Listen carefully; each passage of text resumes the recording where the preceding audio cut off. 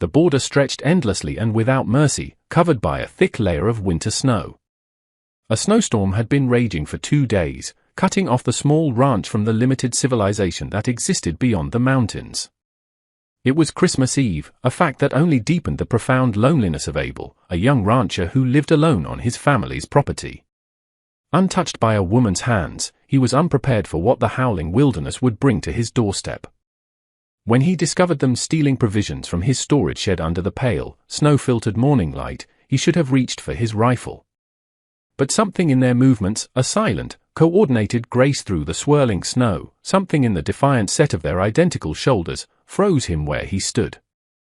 They were Chinese twins, and the words they would speak to him days later would shatter every wall he had built around his lonely heart. What he didn't know was that Mai and Lian weren't just hungry for food. And what they didn't know was that the virgin rancher watching them from the shadows would become the one thing more dangerous than any enemy they had ever faced. Abel had been alone for 8 months since his father died from a fever, leaving him the ranch and nothing else but a crushing silence. He woke each morning to the emptiness of the cabin, worked the land until his hands were raw and numb from the cold, and fell asleep to the sound of his own breathing against the howling wind. The isolation had become a second skin, comfortable in its predictability. No one came this far out, especially not in the dead of winter.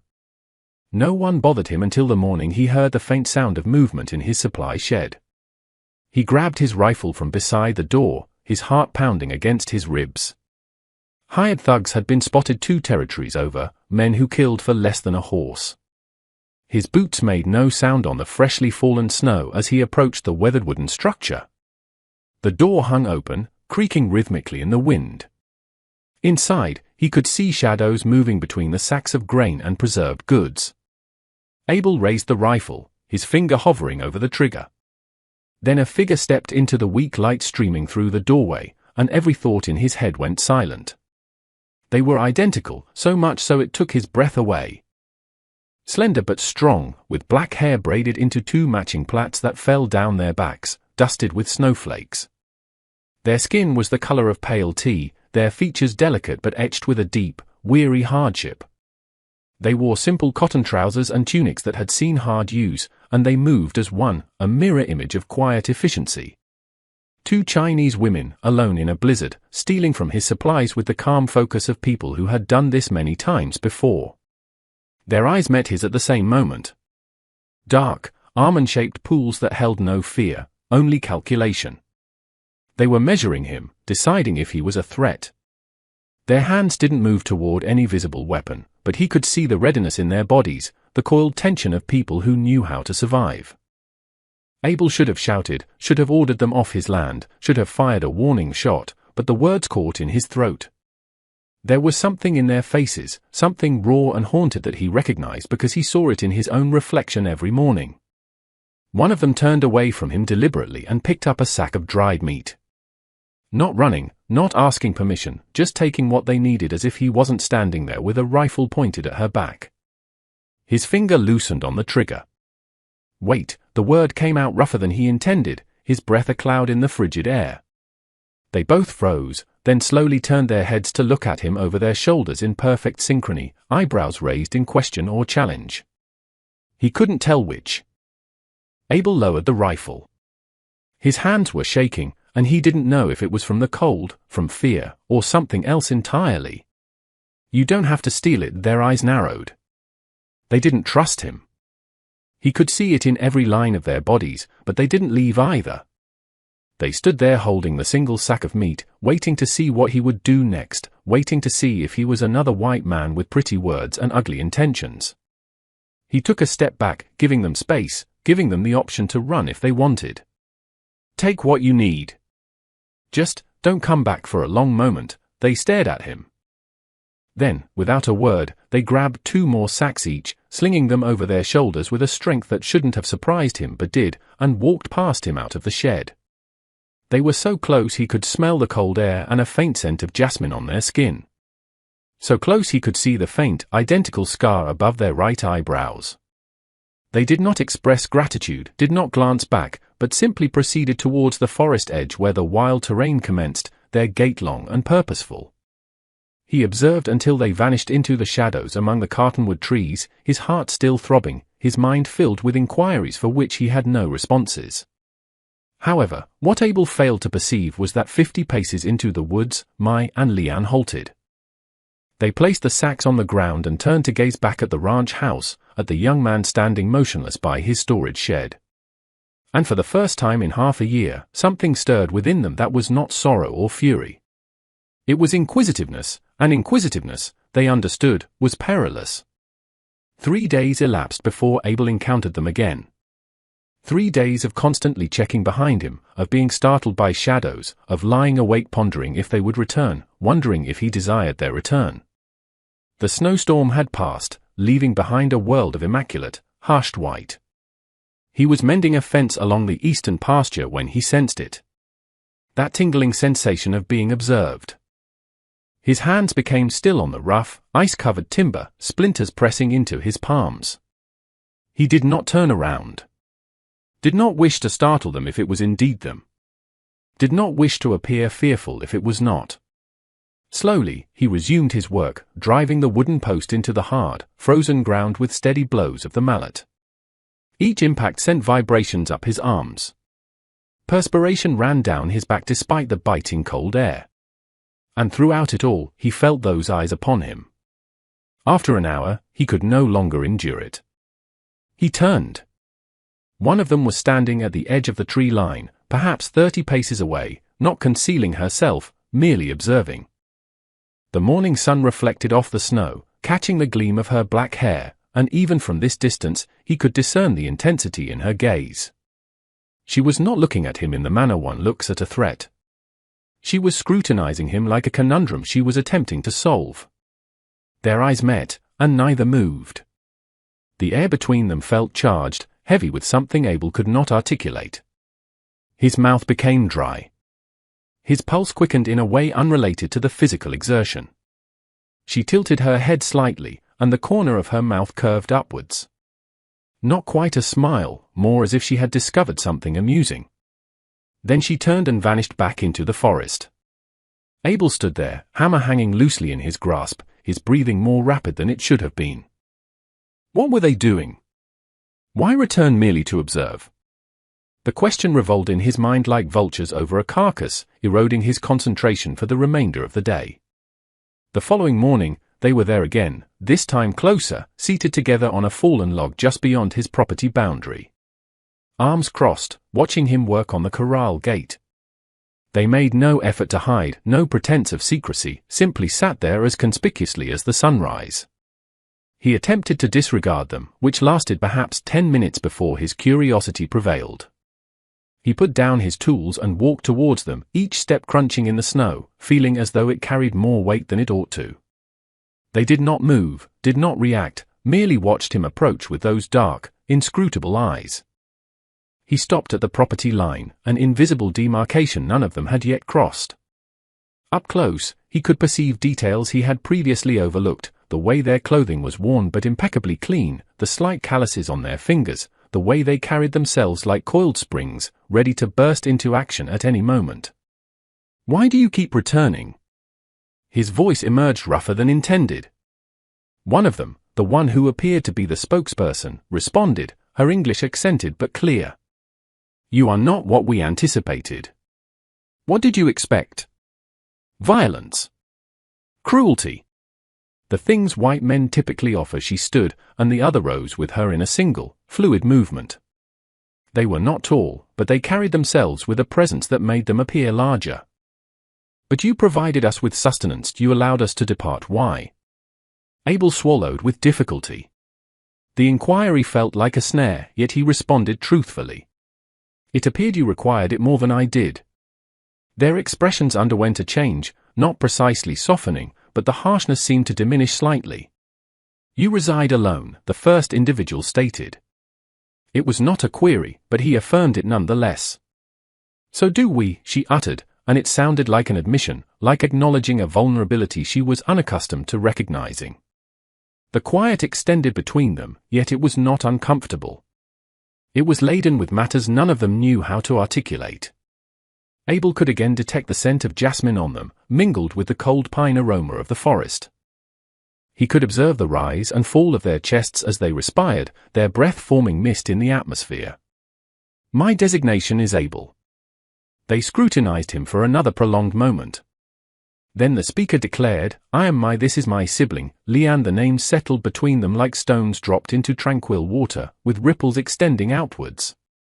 My turn to depart, but this time she glanced back at him before they vanished into the arboreal expanse. And in that look, Abel perceived something that caused his abdomen to constrict with a blend of apprehension and expectation. They would return tomorrow, and he would be unable to cease contemplating them until their arrival. They reappeared the following day at midday, when the sun was at its zenith and the shadows were at their shortest. However, on this occasion, they did not remain at the tree line. This time they traversed directly across his property, past the enclosure, past the storage shed, right up to where he was seated on the porch steps, attempting to warm himself in the faint winter sunlight while consuming a portion of dried meat and stale bread. Abel froze, the bread halfway to his oral cavity. His cardiac organ pounded so intensely he believed they might perceive it. Maya and Leanne halted approximately 3 feet away, sufficiently close that he had to incline his cranium backward to observe them, sufficiently close that he could discern the specks of gold in their dark ocular organs. "You are apprehensive of us," Maya articulated. Not a query, but an observation. "I am not." He paused. Deception appeared futile. Perhaps a little. Good apprehension preserves existence. She took a seat beside him on the step. Leanne remained standing a few feet distant, a silent protector. Mai was sufficiently close that her shoulder nearly made contact with his. The proximity caused his integument to tingle with heightened awareness. "But that is not the reason your hands tremble when we are near." Heat suffused his facial region. He placed the bread down, suddenly devoid of appetite. "I do not comprehend your meaning." "Indeed, you do." She turned to fully face him, and the directness in her gaze dismantled every defense he might have attempted to construct. "You observe us in the manner a famished individual observes sustenance, in the manner a person in the desert observes hydration." Abel's pharynx constricted. He desired to refute it, desired to rise and depart, desired to perform any action other than remain seated under the intensity of her focus, but his corporeal form would not comply. Mai inclined closer, her breath warm against his cheek. "We have not engaged in intimacy for 6 months, she whispered, the words a gentle warmth against the frigid air. "Not since our progenitor passed away. Do you comprehend what 6 months of yearning feels like, Abel?" The world narrowed to just the two of them and Leanne, a vigilant shadow, just the warmth of Mai's body adjacent to his, just the low rasp of her voice uttering words that ignited every nerve he possessed. His voice fractured. He cleared his throat and attempted again. "I would not be aware." She withdrew slightly, scrutinizing his countenance. Something akin to comprehension dawned in her ocular organs. Then something else, something that might have been craving. "You have never been with a female." It was not a query, but shame nevertheless consumed him. At the age of 24, he ought to have accomplished numerous things. But living out here alone, with no town for miles, no neighbors, no one but him and the land and the silence.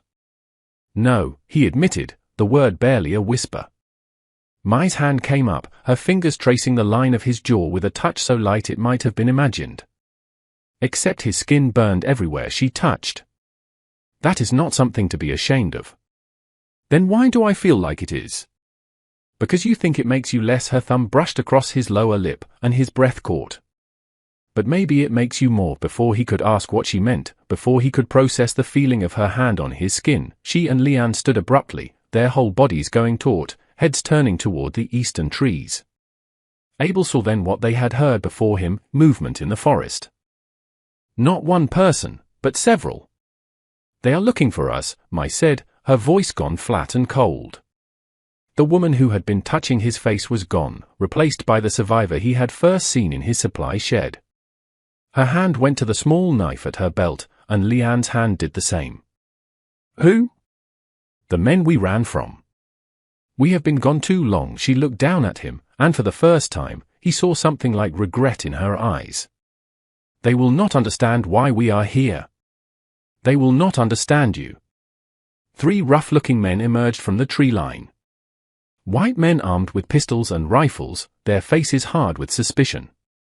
They saw Mai and Leanne standing over him, saw him sitting at their feet.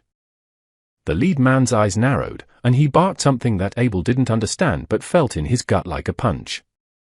Mai answered in flawless, cold English, her voice sharp and defiant.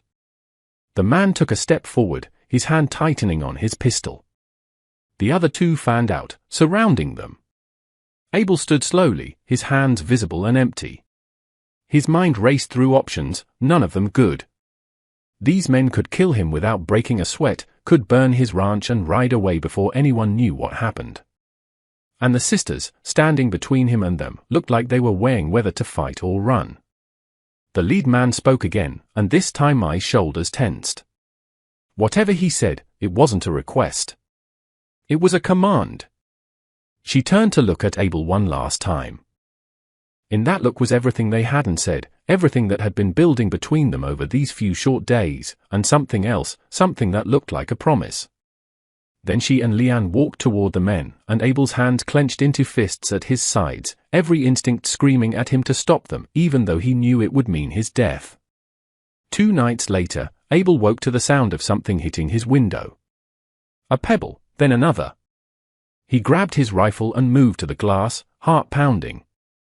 In the moonlight, he saw them. Mai and Leanne stood in his yard, their dark forms stark against the snow. Mai's face was bruised along one cheekbone. Leanne had a cut on her arm. They were breathing hard. Mai gestured urgently toward the house. He didn't think, just ran downstairs and threw open the door. They pushed past him, scanning the darkness behind them. "They are coming," Mai whispered, "not far behind." "What happened?" "We refused to go back. Said we would choose our own path." She touched the bruise on her face without flinching. "Mr. Chen's enforcer did this. Said we dishonored our agreement. Dishonored our dead father's memory." Abel heard it then, voices in the distance. The men were tracking them. The cellar. Under the kitchen he grabbed Mai's arm, pulling them toward the small door in the floor. "It's hidden under the rug." They paused, their eyes meeting his. In their eyes, he saw something he hadn't seen before: vulnerability. Trust. They nodded and allowed him to lead them down into the darkness. The space was cramped, barely tall enough to stand in, filled with preserved goods and supplies for winter. Abel climbed down after them and closed the door above them, replacing the rug. Darkness enveloped them completely. He could hear their breathing, rapid and shallow, and feel the warmth of their bodies in the confined space. They were standing very close, forming a triangle of warmth and fear. "They will search the house," Leanne whispered, her first words to him, her voice a soft murmur against his neck. "Then we stay quiet." Footsteps sounded above, heavy boots crossing his floor. Abel's hand found Mai's in the dark, and she squeezed it hard enough to cause pain. Leanne's hand pressed against his chest, and he knew she could feel his heart pounding against her palm. Voices from above, angry, searching. The sound of furniture being moved, glass breaking. They were destroying his house. Mai's fingers curled into his shirt, her body tense against his. In the complete darkness, every other sense was heightened. The jasmine scent of their hair, the warmth of their skin, the way Mai's breath caught when his thumb unintentionally moved across her knuckles. Minutes stretched into what felt like hours. The men moved through every room, coming close to the kitchen twice. Abel held his breath each time, feeling the sisters do the same. Their bodies pressed closer in the confined space. And even with the danger above them, even with death so near, he was acutely aware of every point where they touched. Finally, the footsteps receded. Voices faded. Silence settled like dust, but none of them moved. Mai's forehead rested against his collarbone now, her breathing steadier but still rapid. His free hand had somehow found her waist, fingers spread against the cotton of her tunic. "Abel," her voice was barely audible. "What you said before. About never being with a woman. Not the best time for that conversation. There may not be another time." She lifted her head, and even in the darkness, he could feel the intensity of her gaze. "They will not stop looking for us. If they find us with you, they will kill all of us." "Then why did you come here?" The answer came not in words, but in action. Her lips found his in the darkness, and every thought in his head scattered like leaves in the wind. She kissed him with a hunger that took his breath away, her hands moving to his face, his neck, his shoulders. He responded instinctively, pulling her closer, tasting desperation and desire on her lips. When she pulled back, they were both breathing heavily. "That is why," she said. "Because in 6 months of grief and rage and loneliness, you are the only thing that has made us feel alive again." "I don't know what I'm doing," he admitted, his voice rough. "Neither do we anymore," her fingers traced his jaw in the darkness. "But we know we cannot go back. And we know we cannot stop thinking about you." Above them, the house was silent. The men were gone, but none of them moved to leave the cellar. Not yet. Because in this small, dark space, pressed together with danger all around, something had shifted between them that could not be undone. Maya and Leanne stayed. For 3 days, they remained snowed in, and Abel's quiet world became something else entirely. Something charged and alive and terrifying in its intensity. They worked alongside him without being asked, helping him repair the damage the men had done. They hauled water from the well, moving with an efficiency that spoke of hard-earned survival skills. And with each passing moment they spent together, the atmosphere between them grew heavier with unspoken sentiments. On the second morning, they were in the barn attending to his 2 horses. Abel reached for a bridle at the same instant Mai did, and their hands made contact. Both froze in place. The contact lasted perhaps 2 seconds before they withdrew, but his skin burned where her fingers had grazed his. "Apologies," he mumbled, avoiding her gaze. "Do not apologize for touching me." Her voice carried a sharpness that made him look up. She was observing him with that direct stare that stripped away all pretense, with Leanne a silent reflection beside her. "Unless you do not wish to." "That's not the case." He paused, unsure how to complete his thought.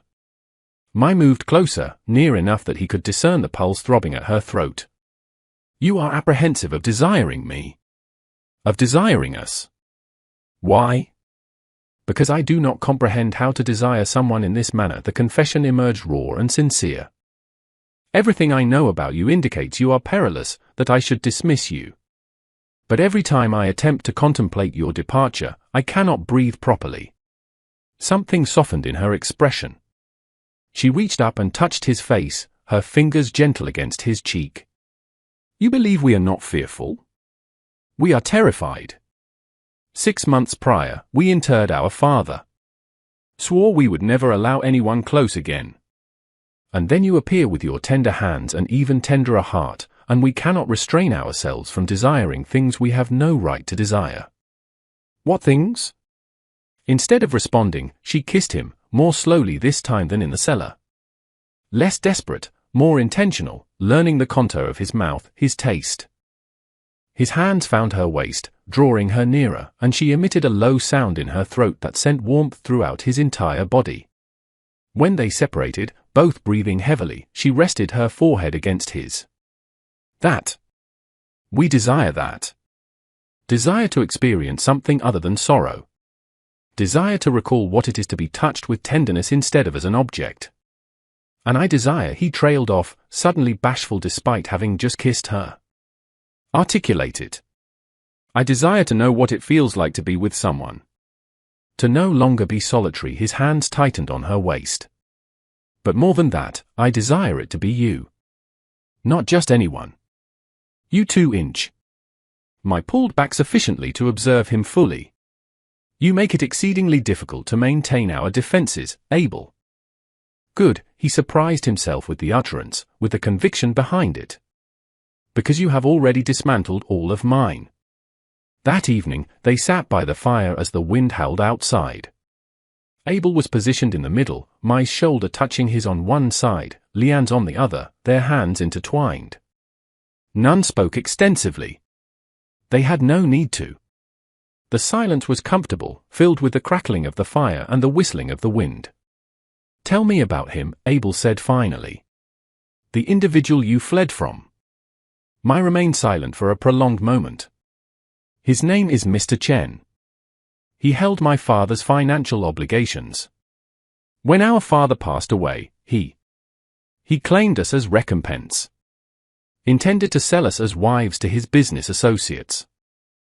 As if we were possessions to be transferred. You are not property, Abel stated, his voice fierce. No, Lian spoke, her voice quiet but resolute. We are not. She turned to gaze at him. That is precisely why we will not return, even if it means being pursued. She paused, her head turning sharply towards the window. Mai and Abel also noticed it. A slender beam of light bobbing through the snow-filled darkness. Not a single torch, but several. They have brought more men, Mai stated, her voice devoid of emotion. They are no longer searching. They are coming to seize us by force. Abel stood up, his heart sinking. How many? Too many. She and Lian rose beside him, their hands reaching for the knives at their belts. They will not depart without us. And if you obstruct their path, they will kill you without hesitation. The torches were drawing nearer, a line of fire cutting through the deepening darkness, heading directly for his ranch, coming for them. And Abel understood that in the next few minutes, he would have to make a decision that would forever alter the course of his life. 7 men emerged from the darkness, torches casting harsh shadows across their faces. The leader, the same man from before, stepped forward. His gaze found Mai and Lian, then shifted to Abel with undisguised contempt.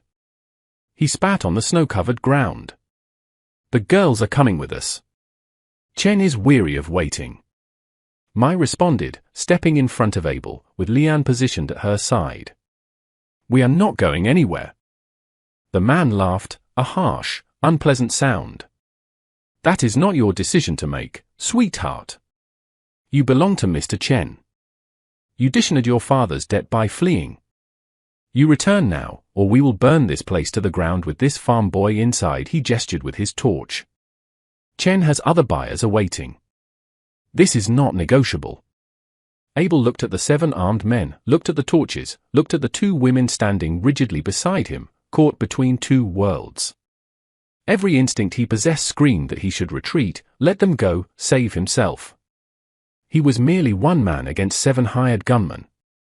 He had no chance. But when he opened his mouth, different words emerged.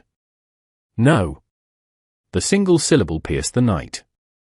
The men shifted, their hands moving to their pistols. Mai and Lian turned to look at him, their eyes wide with something that might have been fear or hope or both. Abel, you cannot, Mai began. I said, no. He stepped forward, positioning himself between them and the men. His hands were trembling, but his voice was steady. They remain here. Because they wish to. Not because I am compelling them. Not because you are compelling them. Because they chose to. The lead man's expression darkened. You are a fool. One man cannot stand against us. Your death will be meaningless. Perhaps, Abel's heart was pounding so intensely he thought it might rupture. But if dying means they get to choose their own lives, then I will die. Because that is what honorable men do. They advocate for people who cannot advocate for themselves. Even when they are terrified, even when they know they will lose.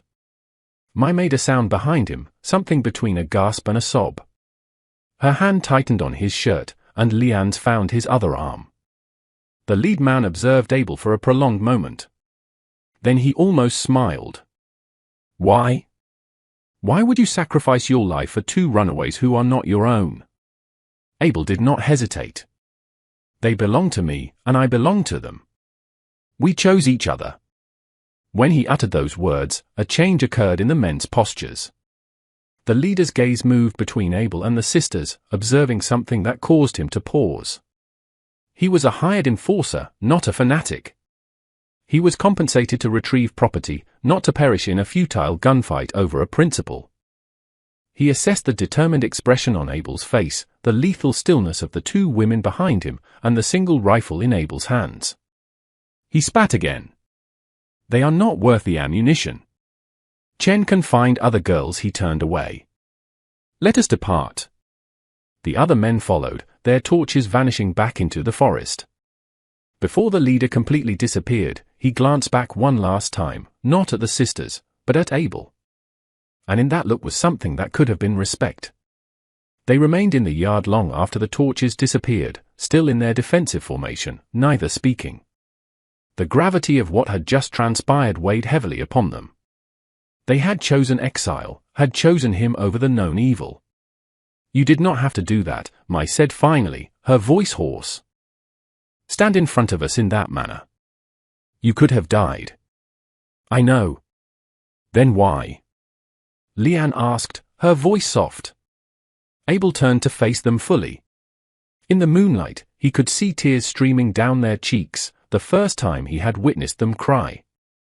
"Because 6 months ago, I buried my father and believed I would spend the remainder of my life alone. Thought that was simply what my life would be. Empty, quiet, safe." He reached up and wiped away one of Mai's tears with his thumb, then one of Lian's. "And then you two appeared and made me experience emotions I did not know I could feel. Made me desire things I did not know how to desire. And I realized that safety is not living. It is merely existing." Mai closed her eyes, leaning into his touch, and Lian mirrored the gesture. "We have sacrificed everything for this. For you. I know. And I will spend every day ensuring you never regret it." Mai opened her eyes, and the vulnerability he perceived there left him breathless. These strong, fierce women who had confronted armed men were looking at him as if he were the only stable element in a world that had just shifted beneath their feet. "Take me inside," she whispered. His heart pounded hard against his ribs. "Abel, I need to feel something genuine, something good. I need—" She stopped, swallowing hard. "I need you." They barely made it through the door before she was kissing him, her hands in his hair, her body pressed against his with an urgency that left no room for hesitation.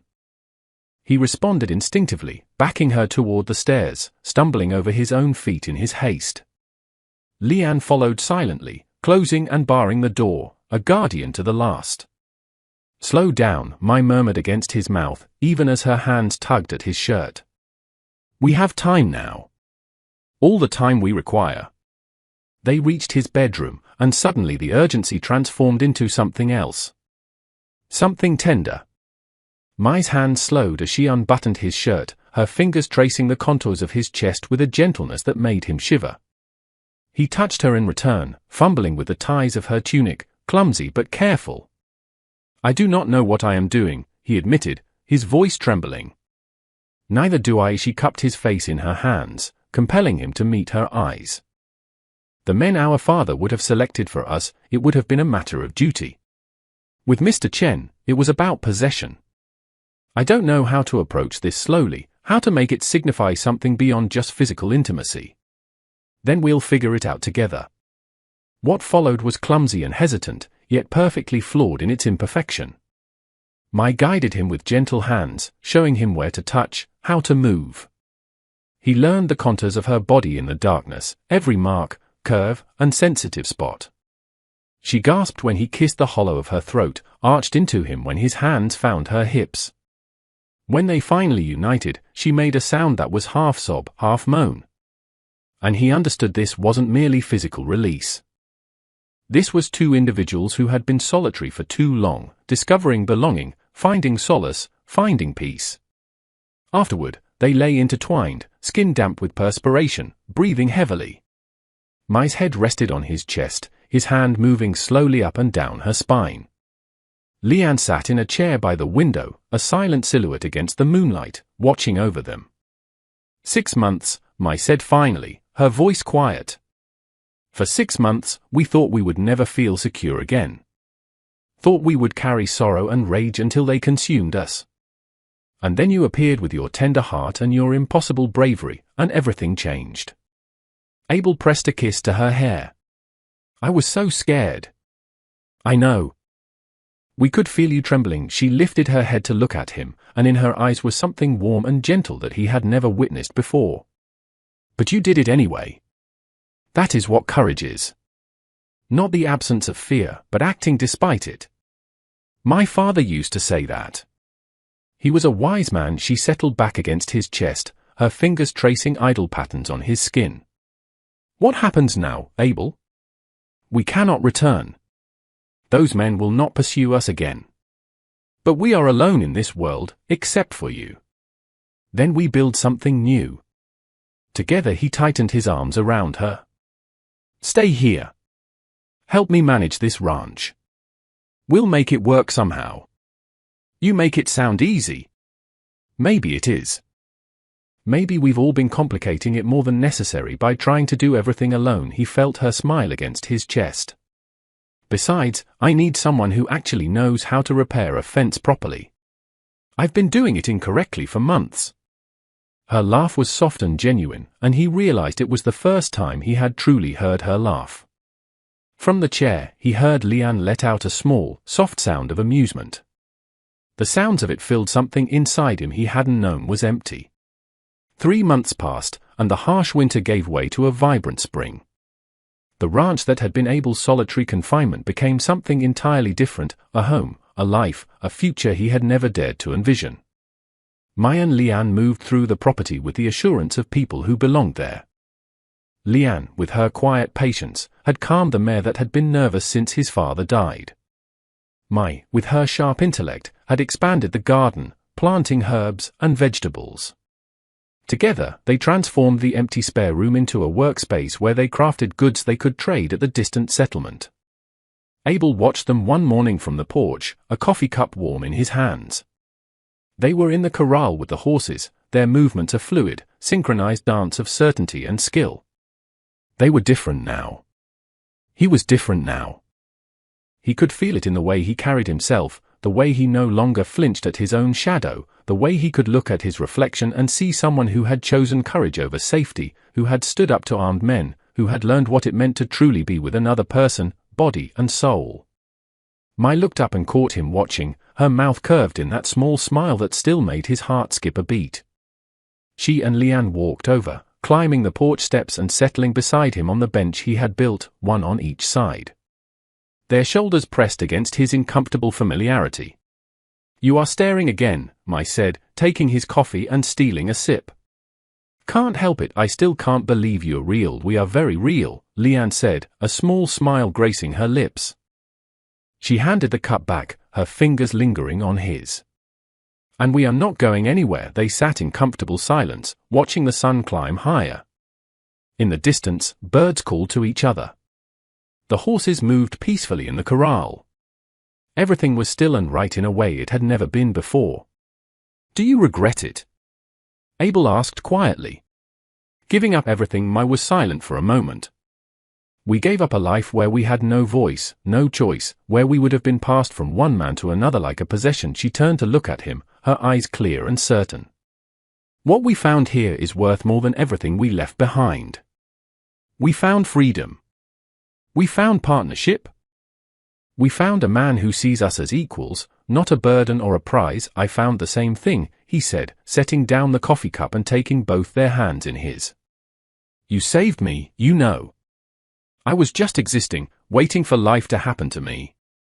And then you crashed into my world and made me realize that life only happens if you're brave enough to reach for it. Mai leaned her head against his shoulder. Leanne did the same on the other side. We saved each other, they said in unison. A month later, they stood together in the evening light, surveying the ranch that had grown under their combined efforts.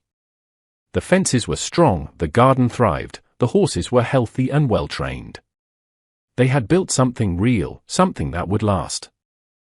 Abel pulled them close, and they came willingly, fitting against him like they had always belonged there. My father used to tell me that a man's wealth isn't measured in gold or land, he said. It's measured in the moments that take his breath away. He kissed Mai, then Leanne. And I'm the richest man alive, they laughed, the sound warm and full, and kissed him back as the sun painted the sky in shades of fire. In those kisses was everything they had been through, all the fear and courage and choice and consequence, all the loneliness that had been transformed into connection. They had all been broken in different ways, all been alone, all been trapped by circumstances they couldn't control. But together, they had built something none of them could have created alone, a life chosen freely, a love earned through vulnerability and trust. And in the end, that was worth more than any kingdom any of them had left behind.